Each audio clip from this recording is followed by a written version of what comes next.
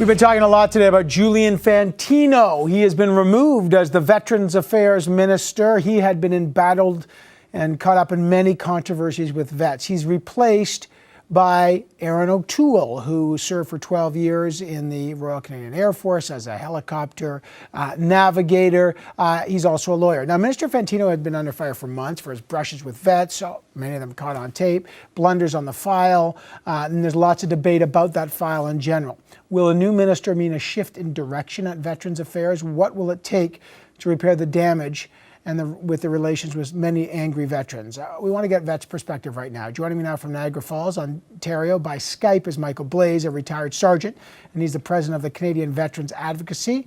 And here with me in studio is Pat Stogren. You will remember him, retired colonel and formerly Canada's Veterans Ombudsman. Gentlemen, happy New Year. Good to see both of you. And I'll start with you, Colonel Stogren.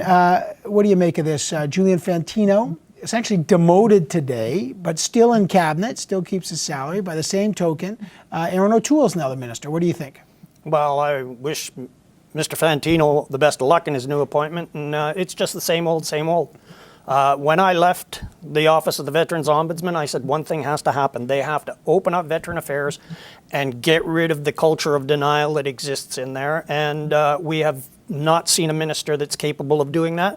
Walt Natinchuk's being thrown in there, but he was Peter MacKay's gentleman general, and he has a lot of talk to walk right now. Okay, he's the associate minister. Just quickly, what do you mean this culture of denial, and what's your message on that to Erin O'Toole, the new minister? Well, okay, just by way of background, Evan, I'm a PTSD casualty, fully looked after with the benefits and services. And one of the symptoms of PTSD is I grind my teeth. Right. And I grind at night terribly and wear a mouth guard and during the day. And I actually, if you can zoom in. Zoom in there, you're missing a tooth. Yes, and my wife's going to kill me for coming on TV without it. But I want to make a point. I have an appliance to put in there, and it's going to cost me. Now, these are the meds that I take as a casualty Can you of hold PTSD. those up? Let's just get a camera shot of this, because the Colonel's brought this. I'm going to put them down here. Let's put them down right there, Colonel. We're going to show. These are all the medicine you take. So I take this to get sleep at night, and this is for my dysfunction during the day, and I take another one that's not here. Okay. All that to say is I'm a full-fledged PTSD casualty, grind my teeth in my sleep, so I applied with Veteran Affairs to have this looked after. Right. And as a fully covered veteran with PTSD, which is my pension condition, I am covered by dental. I get the reply back, my request was denied, because the coverage is only for cleaning, the odd cleaning and the odd filling, even though that this is a direct result of my PTSD. And you think this is emblematic or symptomatic of the larger problem? I rest my case. Absolutely guaranteed I'm going to win this if it takes me to the Federal Court of Appeal. But this is exactly the kind of knee-jerk. The first instance is deny. The second instance is approved, but lowball. The third will be full approval. And, it's not going to go any further than this, Evan, because Canada has seen what happens to a PTSD casualty, and I'm not the desperate kind that's about to kill myself. All right, well, we're going to talk a bit about some of those vets who are facing it. Let me bring in Mike Blaze.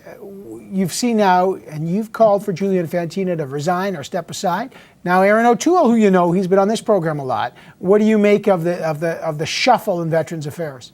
I'm very disappointed, Evan. I mean, I have listened. I'm a loyal viewer, you could say, of your show, and I have watched Erin O'Toole come on your show day after day after day after day to dismiss and marginalize and be accountable for a minister that did not have the courage to come forward. Now, Mr. O'Toole is a fine, outstanding man, I'm sure, but he's also a smooth-talking Bay Street lawyer that could probably charm the socks off even myself. And that is why Prime Minister Harper has decided to appoint him to this portfolio, not because he has any scope or view of veterans issues, or that he served in Parliament long enough to deserve such an important portfolio. Let us not forget, Mr. O'Toole got there in 2012. He is not proficient in parliamentary procedures in order to cope with such a important file such as this. Before you judge what he's capable of, he's served since 2012, and what would signal to you, Mike Blaze, that there is a change. It's not just a change of face, but it's a change of action. Well, this culture of exclusion and denial has to end immediately. Those of us who speak on behalf of the wounded should be invited to the stakeholders table, not excluded. One of the first things that Minister O'Toole should be doing is reaching out to myself and the other organizations that Minister Fantino, after 3 years of loyal service at that level, abandoned last November. There's a first good start. Secondly, let's start talking about the real issues. Let's start talking about Major Mark Campbell and the obligation that Erin O'Toole has as a veteran, as a parliamentarian, and now as the Minister of Veterans Affairs. It is sacred, Evan. There are no issues here. But what is most sacred is the obligation that Pat, I, and Erin has to those that we have passed the torch to ensure that the equality standards that have been established in the Pension Act, the equality standards that Major Mark Campbell and others are fighting for, are embraced, not ignored. Just so people know, this is the Equitas lawsuit, the class action lawsuit going on in BC. Major Campbell lost both his legs in Afghanistan, been on this program, and the government is actually contesting that. They're fighting it, and we asked the minister, or we asked Scott Armstrong, a conservative who is on representing, will the government drop the challenge to the appeal that they're making in that case, and no word on that. Pat Stogan, what would signal, I mean, you bring your medicine here because it's personal. I mean, it's not, these are, you know, you're a veteran who lives with this every day. What would signal to you a change? A public inquiry. There's nothing a minister can do that to defeat the culture of deny that exists. What would an inquiry do? Inquire into what? Open up Veteran Affairs and the Veterans Review and Appeal Board so that they can see some of the things that I saw as the Veterans Ombudsman, conversations that I had with senior bureaucrats, first person singular. For example, the $1.1 billion that was returned to the coffers, okay? The lapse spending. Right. 2 points on that. When I was Ombudsman, I went to the Deputy Minister and I knew they were lapsing money. And I said, why aren't you realistic in your budget forecasts? Instead of promising $2 billion over 20 years, as Minister Blackburn did back in the day when I was there, why you never go over probably about 50% of their allocation a year. I say, why aren't you realistic in what you know, historical data should be able to take the risk. The statutory and discretionary spending, because all ministries lapse a certain amount of spending. Exactly, and there's a certain amount, and you know, Mr. O'Toole was on your very show here trying to spin something about people don't understand estimates and the budgetary process, and you kept challenging him. Come across with the goods. Some money can go forward, but that money is gone.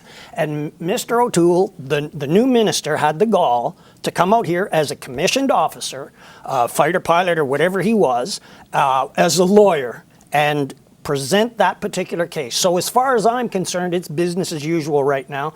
The bureaucracy is very strong. We also saw the bureaucracy just last week release that internal review about how many ex-soldiers are dogging it and taking advantage of the system. That's the kind of culture that has to be eradicated. Mike Blaze, we're in an election year now. And some have interpreted what happened today as damage control, that the Prime Minister thought that Minister Fantino was a lightning rod. He'd had those caught on tape encounters with veterans, you know, that don't wag your finger, and he was chased down by the wife of a veteran with PTSD. Does this now, Erin O'Toole's different, he's a different person, is this going to be an election issue for veterans, how vets have been treated, or does this now sort of change course?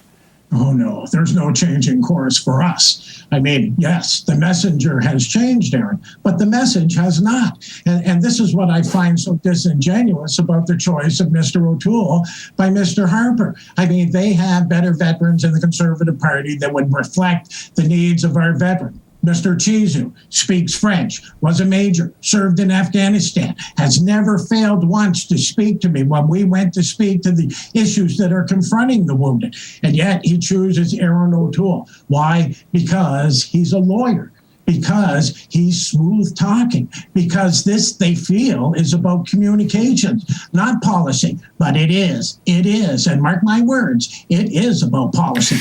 Unless the policy changes, there'll be no change. Evan, I'd be interested to see if Mr. O'Toole continues to come on your show, or who the eager beaver second stringer is that they're going to push out now to parrot the lines of the cabinet. he was always kind of, before I let you go, how soon will you get an answer? Because now people have seen this. I mean, look, this is your tooth, and as you said, there's a long spectrum of vets who have a lot of ailments, some of them life-threatening, and I know for you, and I know you, I know you're not trying to make too much about the tooth issue, but I know you're using it because it's emblematic of it. Absolutely. How soon will you get resolution on this, or do you want resolution on this? Oh, well, I'd love it to go to the federal court. I'll pay the $30,000 out of my own pocket, but I know it won't go that far. They will draw this out. It'll go to departmental review, and if it's not approved there now because of this television show, it might go to the Veterans Review and Appeal Board, who overturns 65%. Their bragging right is they overturn 65% of the department's denials. And I went to the deputy minister and I said... that was in the AG's report. And I went to Deputy Minister Tyning and I said, isn't that 65% success rate on their side your 65% failure rate?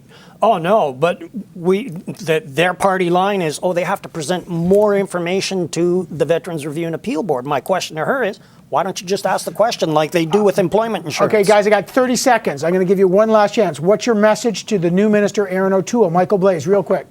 Embrace us. Do not abandon us. Embrace the sacred obligation. Do not abandon us, for we will not forget.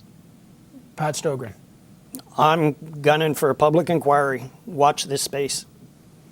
Pat Stogren, former Veterans Affairs Ombudsman, and Michael Blaze, both of you, I appreciate your time always and your perspective on this on a day where we've seen a shuffle in the head of Veterans Affairs. Thanks, gentlemen, and Happy New Year to both of you.